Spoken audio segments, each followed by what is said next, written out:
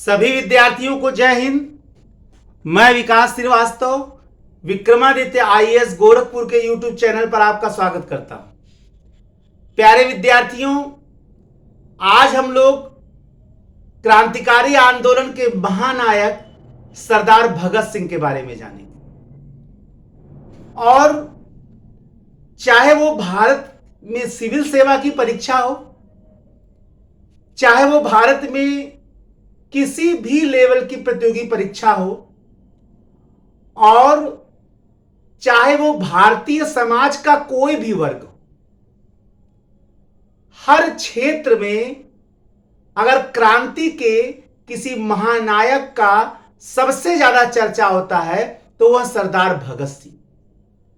23 साल का एक युवक अपने क्रांतिकारी विचारों से केवल और केवल दुनिया के सबसे साम्राज्यवादी आतताई सत्ता को ही नहीं प्रभावित किया, अपितु भारत के प्रत्येक जनमानस के मन में अपना स्थान बनाया। जिस समय भारत में गांधी जी की लोकप्रियता चरम पर थी, उस समय एक 23 साल का युवक अपने क्रांतिकारी विचारों से भारत की जनता में उस समय आंदोलन का महानायक बन गया। सरदार भगत सिंह एक ऐसे महानायक हैं जिनके बारे में केवल आप इस संदर्भ में ही ना जाने कि वो हमारे विषय क्षेत्र का एक अंग है, केवल इसलिए ना जाने कि परीक्षा में उनसे प्रश्न आने वाला है, बल्कि इसलिए भी जाने कि अगर आज देश आजाद है तो इस आजादी में क्रांति के इस महानायक का बहुत बड़ा योगदान। अंग्रेज चाहते थे कि आप उदारवादी बने, अंग्रेज चाहते थे आप गांधीवादी बने, लेकिन अंग्रेज ये कभी नहीं चाहते थे कि आप क्रांतिकारी बने। अंग्रेजों को यह मालूम था कि जैसे अमेरिका की आजादी जॉर्ज वाशिंगटन ने लड़कर लिया था, वैसे ही अगर भारत को के क्रांतिकारियों ने बंदूक और पिस्तौल के आधार पर क्रांति छेड़ दिया तो भारत को आजाद होने से कोई नहीं रोक सकता। इसलिए अंग्रेजों को सबसे ज्यादा डर अगर किसी से होता था तो क्रांतिकारी से डरते थे। और भारत में अंग्रेज जितने भी एक्ट लाते थे, अधिनियम लाते थे भारत के राष्ट्रीयता को कुचलने के लिए, उनमें सबसे बड़ा उनका जो उद्देश्य होता था इन्हीं क्रांतिकारी आंदोलन को कुचलना।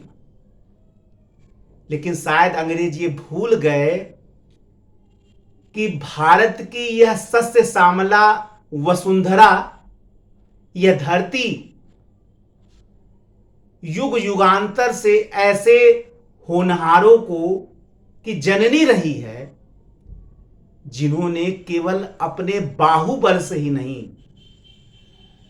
केवल अपने संख्या बल से ही नहीं, बल्कि अपने विचार बल से, अपने क्रांति बल से लोगों को युग युगांतर से प्रभावित किया। और उसी में एक सबसे महान नाम था सरदार भगत सिंह।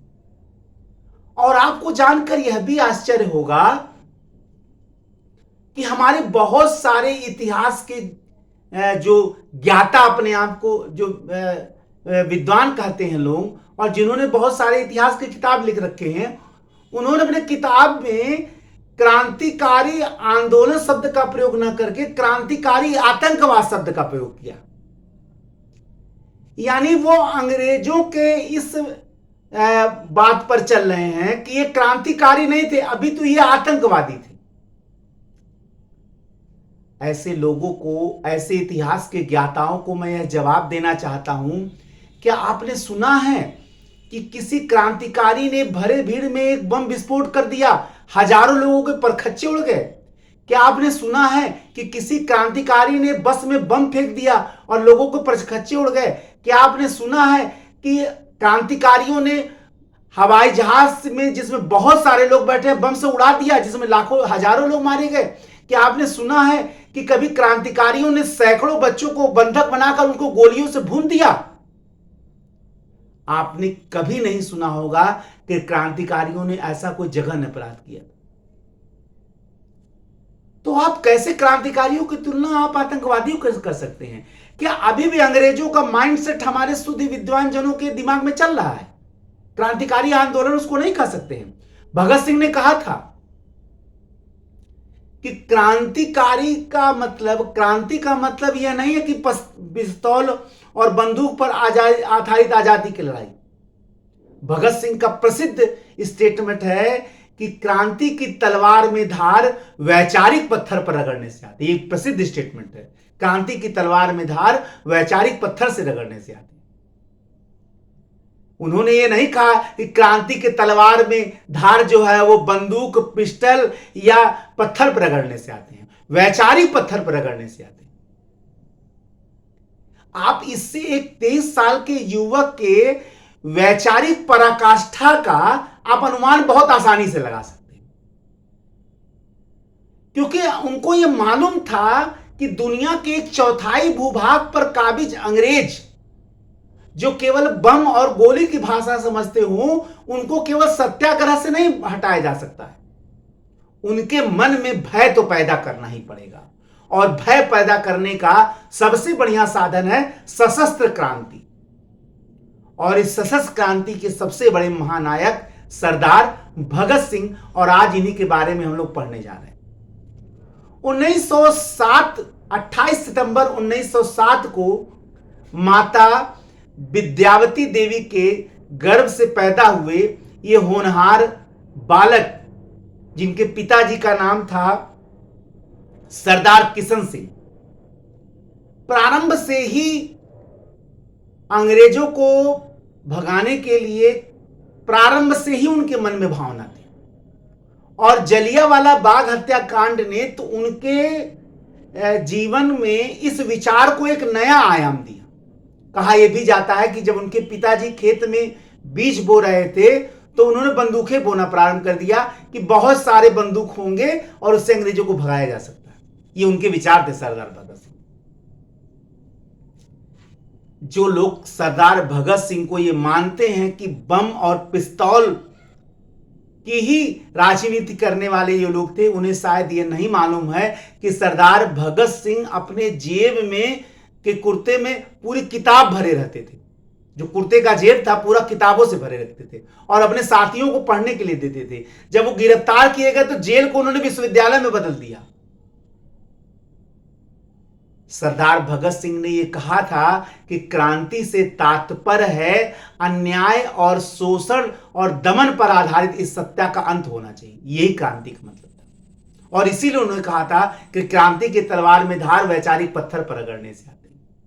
जो लोग केवल यही जानते हैं कि सरदार भगत सिंह केवल बम और पिस्तौल के पुजारी थे, वो ये नहीं जानते हैं कि सरदार भगत सिंह क्रांतिकारी विचारधारा से वैचारिक रूप से प्रभावित थे। केवल बंदूक और बम और गोली के बल पर वो भारत को आजाद नहीं कराना चाहते। उनका मूल उद्देश्य था वैचारिक क्रांति लाना। और आपको जान के आश्चर्य होगा कि जिस समय हमारे पास मीडिया का कोई बहुत बड़ा संजाल नहीं था, उस समय सरदार भगत सिंह ने अपने विचारों के प्रचार के लिए मीडिया को चुना और वह माध्यम बना जेल और मूल माध्यम बना कोर्ट। ठीक है, इसकी कहानी अभी मैं आपको बता रहा हूं। 28 सितंबर 1907 को पंजाब के बंगा गांव में माता विद्यावती के गर्भ से सरदार भगत सिंह का जन्म हुआ और उनके पिता का नाम सरदार किशन सिंह था। और आपको जान के आश्चर्य होगा कि महान स्वतंत्रता सेनानी सरदार अजीत सिंह के ये भतीजे थे और बचपन से ही अपने चाचा से बहुत प्रभावित थे और शायद अपने चाचा के प्रभाव ने उनको एक क्रांतिकारी आंदोलन में लाने के लिए शायद प्रेरित भी किया। करतार सिंह साराभा उनके बहुत बड़े प्रेरक थे और जो 13 अप्रैल 1919 का जो जलियांवाला बाग हत्याकांड था, उन्होंने उनके जीवन में बहुत गहरा प्रभाव इस जघन्य हत्याकांड ने डाला, जिसने उनके विचार को एक बड़े स्तर पर विस्तार दिया और क्रांतिकारी आंदोलन की ओर वो उन्मुख हुए। सरदार भगत सिंह माताजी उसका विवाह भी कराना चाहती थी, लेकिन उन्होंने कहा कि एक ऐसा गुलाम देश जहां लाखों लोग बंदी का जीवन गुजार रहे हो, ऐसे एक देश में हमारा विवाह संभव ही नहीं है। आजाद भारत में ही अगर होगा तो होगा विवाह, लेकिन इस गुलाम भारत में संभव नहीं। इसीलिए उन्होंने घर छोड़ दिया और आ गए चंद्रशेखर आजाद के सानिध्य में हिंदुस्तान रिपब्लिकन एसोसिएशन और 1928 में यह संगठन बन गया हिंदुस्तान सोशलिस्ट रिपब्लिकन एसोसिएशन। लेकिन उसी समय एक ऐसी घटना घट गई जिसने सरदार भगत सिंह और क्रांतिकारियों के जीवन में एक बड़ा परिवर्तन ला दिया। वह समय था जब भारत में साइमन कमीशन का आगमन हुआ और उस साइमन कमीशन का प्रत्येक सदस्य केवल अंग्रेज था। भारतीयों को इस योग्य नहीं समझा गया कि साइमन के बगल में वो बैठे, यानी साइमन कमीशन का सदस्य बने। यही कारण है कि भारत का कोई भी स्वाभिमानी नेता या व्यक्ति ने इसका जमकर विरोध किया और इसी क्रम में लाहौर में साइमन गो बैक का नारा और विरोध प्रदर्शन का नेतृत्व किया लाला लाजपत राय ने। क्रांतिकारियों ने भी उनका साथ दिया और उसी में स्कॉट और सैंडर्स के लाठियों से सरदार लाला लाजपत राय घायल हो गए और जिससे उनकी मृत्यु हो गई। भारत के क्रांतिकारियों ने इसे अपना बहुत बड़ा अपमान समझा और इसी क्रम में सरदार भगत सिंह, चंद्रशेखर आजाद, सुखदेव आदि क्रांतिकारियों ने मिलकर सैंडर्स की हत्या कर दी। ये उस समय ब्रिटिश साम्राज्य के मुंह पर बहुत बड़ा तमाचा था। एक अंग्रेज पुलिस अधिकारी की उसके थाने के बाहर हत्या खुलेआम कर देना और कुछ युवक 23-24 साल के ये कर रहे हो, ये बहुत बड़ी बात थी। दुनिया के 1/4 भूभाग पर काबिज अंग्रेज जिनके सत्ता का सूरज कभी डूबता नहीं था, उसमें कुछ युवक वो भी पुलिस अधिकारी की हत्या कर रहे हैं, ये बड़ी बात थी। और लिखा उन क्रांतिकारियों ने कि लाखों लोगों के चहेते नेता, क्रांतिकारी लिख रहे हैं हत्या के बाद, कि लाखों लोगों के चहेते नेता यानी लाला लाजपत राय जी की हत्या समस्त देश का अपमान था और इसका बदला लेना हम क्रांतिकारियों का परम कर्तव्य था। सरदार भगत सिंह केवल बंदूक और पिस्तौल की राजनीति नहीं करते थे। यह तो एक प्रतीक था सैंडर्स की हत्या करना कि तुम लोग समझो, हम गाजर मूली नहीं हैं कि तुम जिसको चाहोगे जैसे मार दोगे। विरोध करना तो हमारा अधिकार है। लेकिन अब लाखों लोगों के चहेते नेता जो उस समय भारत के एक बड़े सर्वोच्च नेताओं में से एक हैं, आप उनको गाजर मूली की तरह लाठी डंडा से मार दोगे। जाहिर सी बात है इसका बदला लेना ही लेना था और लिया भी गया। लेकिन इसके बावजूद भी सरदार भगत सिंह का यह प्रबल विचार था कि हमें केवल विदेशी शोषकों से संघर्ष नहीं करना है। जब तक भारत में मुट्ठी भर शोषक भी विद्यमान हैं, तब तक हमारा संघर्ष चलता रहेगा। यानी हमारा संघर्ष भारत में पूंजीपतियों और जमींदारों से हमेशा चलता रहेगा, तब तक चलता रहेगा जब तक मुट्ठी भर शोषक जिंदा हैं और अपने हित के लिए, अपने लाभ के लिए आम जनता और किसानों का शोषण कर रहे हैं। देखिए, ये नहीं वो सोच रहे थे कि केवल हमारी लड़ाई गोरे अंग्रेजों से है, बल्कि सरदार भगत सिंह का सोच था कि गोरे अंग्रेजों के बाद अगर काले अंग्रेज बैठ जाएंगे और वो भी अगर जनता का शोषण कर रहे हैं तो उनका भी विरोध किया जाएगा। और यही सरदार भगत सिंह का विचार था और इसी बात को कह रहे थे कि जब तक भारत में मुट्ठी भर शोषक जिंदा हैं, तब तक हमारा संघर्ष चलता रहेगा। लेकिन इसके बाद उस समय एक पब्लिक सेफ्टी बिल और ट्रेड डिस्प्यूट बिल पारित हो रहा था नेशनल केंद्रीय असेंबली में, और क्रांतिकारियों को ये लग रहा था कि एक बार पुनः भारत के लोगों को पब्लिक सेफ्टी बिल के नाम पर कहीं गिरफ्तार किया जाएगा और मजदूरों का जो अधिकार है उसको छीना जा रहा है। यही कारण है कि 8 अप्रैल 1929 को उन्होंने केंद्रीय असेंबली के खाली बेंचों पर बम फेंका, और वो यही कह रहे थे कि बहरों को सिनाने के लिए अधिक कोलाहल की आवश्यकता होती है। इसका उद्देश्य इस बम का यह नहीं था कि किसी को मारना, इसका उद्देश्य था बहरों को सुनाने के लिए अधिक कोलाहल करना पड़ता है। ब्रिटिश साम्राज्य जो हमारे बात को सुन नहीं रहा है तो एक बड़ा धमाका करना पड़ेगा। आपको यह भी जान के आश्चर्य होगा कि उसके पहले क्रांतिकारियों को भारत में बहुत कम लोग जानते थे, लेकिन यह धमाका केवल ब्रिटिश साम्राज्य के विरुद्ध नहीं था, बल्कि क्रांतिकारियों का एक शंखनाद था कि हम भी हैं देश के आजादी के प्रबल समर्थक, और हम आजादी मांगेंगे नहीं, छीनेंगे। वैसे भी अधिकार मांगा नहीं जाता, छीना भी जाता है अगर कोई नहीं दे रहा है तब। और ये क्रांतिकारी अपने इस बम के आवाज धमाके से कर रहे थे। खैर, उनको गिरफ्तारी देनी थी, और गिरफ्तारी के पीछे उन्होंने चंद्रशेखर आजाद से भगत सिंह ने कहा था। बटुकेश्वर दत्त के साथ सरदार भगत सिंह ने असेंबली में बम फेंका, केंद्रीय असेंबली में, लेकिन उन्होंने चंद्रशेखर आजाद जी से कहा था, क्योंकि आजाद जी नहीं चाहते थे कि ये जाए, क्योंकि जो जा रहा है उसको गिरफ्तारी देना था। और वो कह रहे थे कि सैंडर्स हत्याकांड का अभी फाइल बंद नहीं हुआ है, और अगर कोई पहचान गया कि आप लोग उसमें थे तो अंग्रेज निकलने नहीं देंगे। भगत सिंह ने कहा ये होगा ही नहीं। लेकिन मेरा तो मूल उद्देश्य वहां क्या है, वहां ये जाना है कि मैं लोगों तक अपनी बात पहुंचा सकूं, क्योंकि लोग तो यही ना समझ रहे हैं कि हम क्रांतिकारी आतंकवादी हैं, बम फोड़ के भाग जाते हैं। लेकिन क्रांतिकारियों के विचारों से जनता को अवगत कौन कराएगा? आप देखिए, उस समय जब क्रांतिकारियों के बारे में जनता में एक पूर्वाग्रह व्याप्त था, एक गलत अवधारणा व्याप्त थी, उस समय सरदार भगत सिंह लोगों को अपने विचारों से परिचित कराने के लिए माध्यम क्या ले रहे हैं? कोर्ट।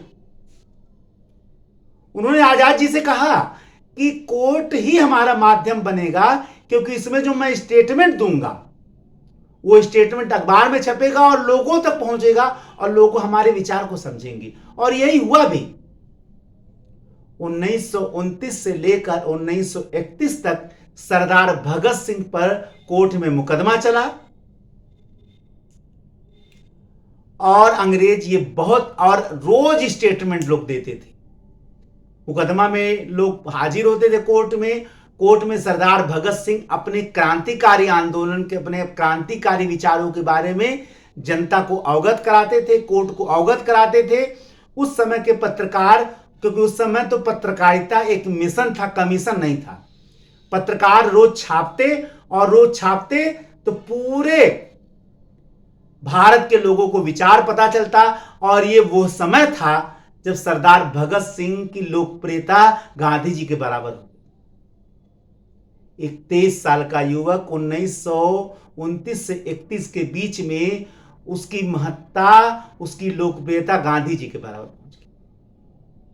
देखिए, मीडिया का उस समय इतना बढ़िया सुंदर प्रयोग था। अपनी बात को कहने के लिए एक माध्यम बना कोर्ट, और कोर्ट के माध्यम से बना मीडिया।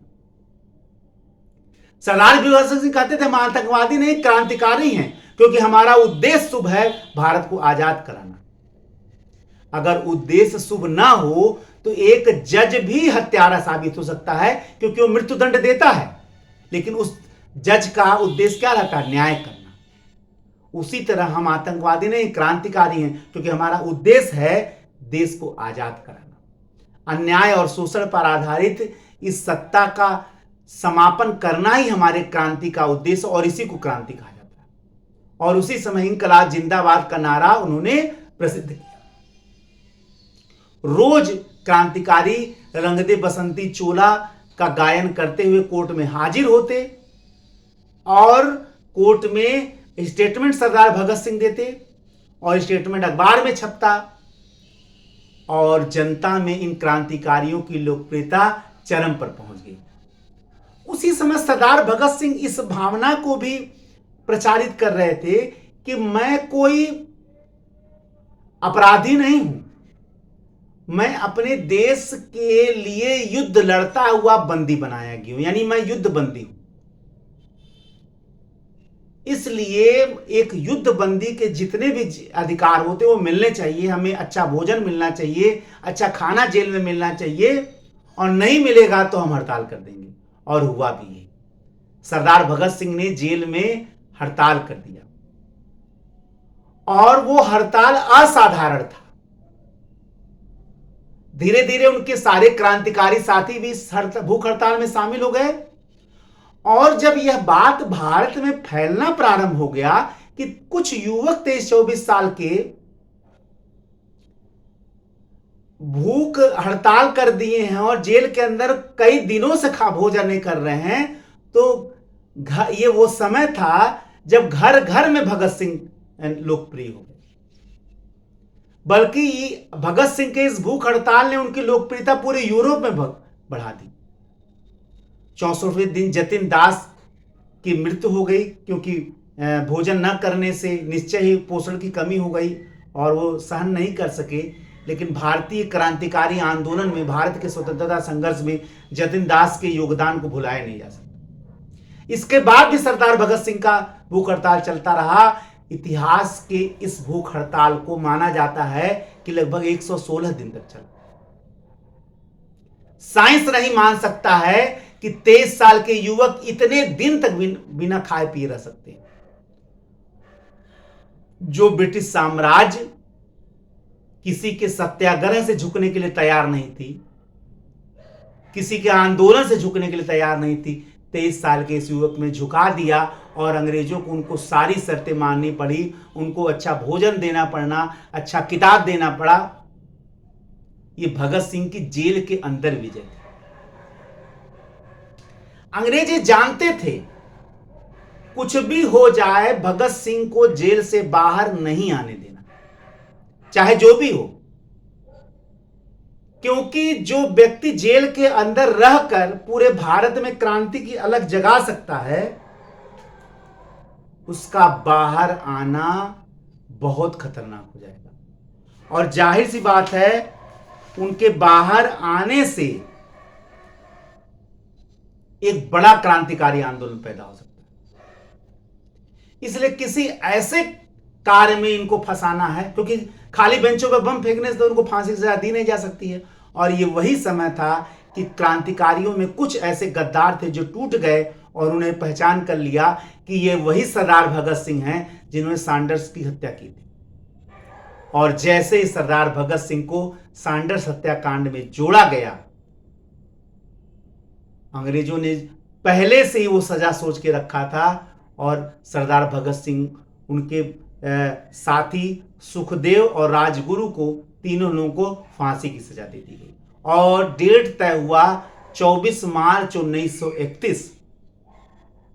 और यह दुर्भाग्यपूर्ण दिन भी आ गया, लेकिन एक दिन पहले ही लाहौर सेंट्रल जेल के बाहर जो भीड़ थी उसको देखकर अंग्रेज कांप गए। और अंग्रेजों को लगा, और रणनीति भी बाहर ये बन गया था कि जैसे ही 24 मार्च को फांसी होगी, फांसी होने जाएगी, तुरंत जेल तोड़कर भगत सिंह को आजाद कर लिया जाएगा। और उतनी बड़ी भीड़, लाखों की संख्या में उपस्थित भीड़ को रोक पाना शायद ब्रिटिश साम्राज्य के लिए संभव भी नहीं था। यही कारण है 24 मार्च को जो फांसी मुकर्रर किया गया था, वो एक दिन पहले 23 मार्च को ही इन तीनों क्रांतिकारियों को फांसी दे दी। सरदार भगत सिंह, सुखदेव और राजगुरु, इन दोनों क्रांतिकारी साथियों का भी योगदान कम नहीं है, लेकिन अपने वैचारिक उत्थान के कारण, अपने वैचारिक चरम पर पहुंचने के कारण सरदार भगत सिंह निश्चय ही अपने सारे क्रांतिकारियों में एक अलग थे। और आपको जान के आश्चर्य होगा, इन युवकों को जब फांसी के फंदे पर ले जाया जाता था तो ये रंगदे बसंती चोला का गायन करते जाते थे और इनके मुख से एक ही बात निकलती थी, मरकर भी न निकलेगी मेरे दिल से वतन की उल्फत, मरकर भी न निकलेगी मेरे दिल से वतन की उल्फत, मेरी मिट्टी से खुशबुए वतन आएगी। आप अंदाजा लगाइए, देशभक्ति में सरोबार ये क्रांतिकारी सोच कितनी उच्च थी। ऐसे क्रांतिकारी को हम आतंकवाद शब्द का प्रयोग कर कैसे देते?